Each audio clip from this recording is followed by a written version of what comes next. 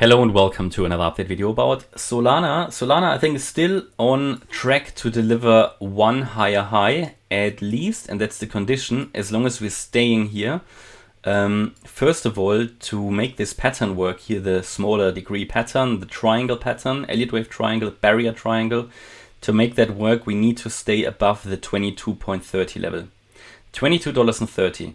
If we break below that, it would not be a disaster. It wouldn't mean the entire scenario breaks.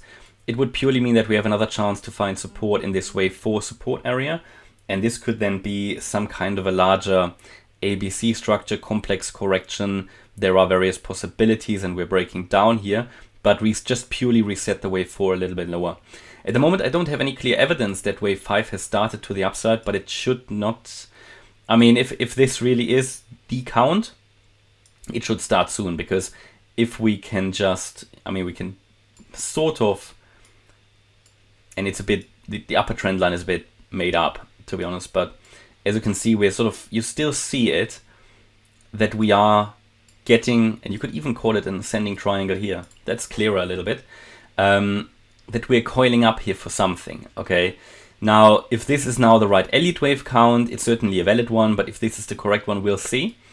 Certainly the idea is that this could already be a first wave up of the wave 5, maybe of the subwave maybe it is the first wave and the second wave of the first subwave of the wave 5, because they are quite small.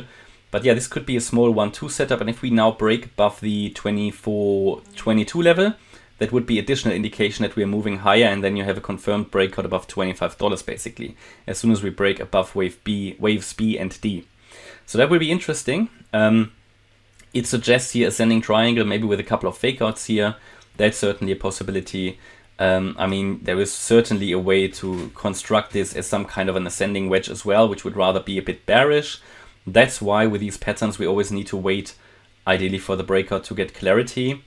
An ascending wedge would rather suggest a move to the downside. We'll see. It depends on which support levels are now getting broken or resistance levels, and as long as here the yellow wave E is intact, which represents the low of the fourth wave, we can focus on higher here in a fifth wave. So yeah, and the breakout above the D and the B waves would send us higher. Targets, I did already give you the targets in a previous video, round about the area between 27.50. That's certainly the first level where we could see initial resistance. That is the 61.8% extension of the third wave, a possible target for a fifth wave, and then we can, even if it goes to its extreme, which I wouldn't be too surprised about, that would be the 1-to-1 ratio that is at $30.66 pretty much. So it will be interesting.